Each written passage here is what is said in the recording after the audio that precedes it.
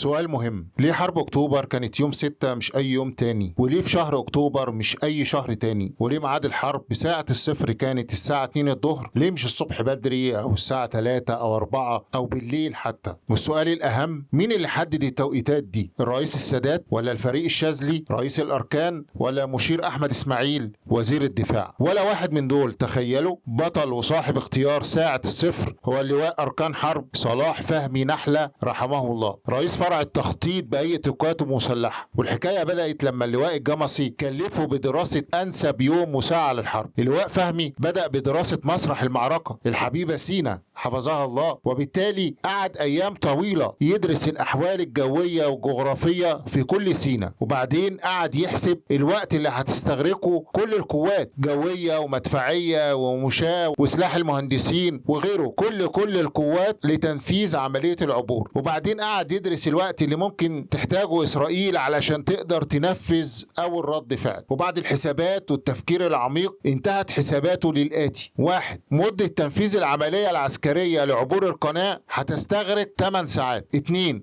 أي رد فعل إسرائيلي هيكون بعد 6 ساعات على الأقل، وده الوقت اللي هيستغرقه انعقاد مجلس الوزراء الإسرائيلي واتخاذ قرار الحرب. وده هياخدنا لحاجتين مهمين. الأولاني هو ليه اختار 6 أكتوبر أصلا؟ ما هو عشان الحكاية دي. اللواء صلاح فهمي وهو بيبحث عن التوقيت المناسب لقى إن عيد الغفران هيكون يوم 6 أكتوبر، وإن ده هو العيد الأطول في الأجازات عند الكيان. الأجازة بتوصل ل6 أيام، وتل أبيب بتكون في عطلة تامة، كل المحلات والمؤسسات هناك بتقفل. علشان كده وقع اختياره على اليوم ده، لأن تنفيذ العملية في الظروف دي هيشيل الجيش الإسرائيلي وهيدينا ميزة المفاجأة ووقت كافي لتنفيذ كل الأهداف قبل رد الفعل. ومن هنا هيكون رد الفعل بعد 6 ساعات على الأقل، وده هيحدد ساعة الصفر وتوقيت الزمن المناسب. لأنه إذا كنا محتاجين 8 ساعات وأول رد فعل ليهم هيكون بعد 6 ساعات، طب يبقى نبدأ الحرب الساعة كام؟ لقى إن أنسب توقيت من الساعة 12 الظهر لغاية الساعة 2 الظهر، بحيث تنتهي العملية العسكرية مع نهاية اليوم ويكون دخل الظلام. وده مهم لأن الطيران الإسرائيلي ساعتها ما كانش يقدر يعمل عمليات بالليل. طب ليه اختار الساعة 2 ومش الساعة 12 أو الساعة 1 الظهر؟ الساعة 12 أو 1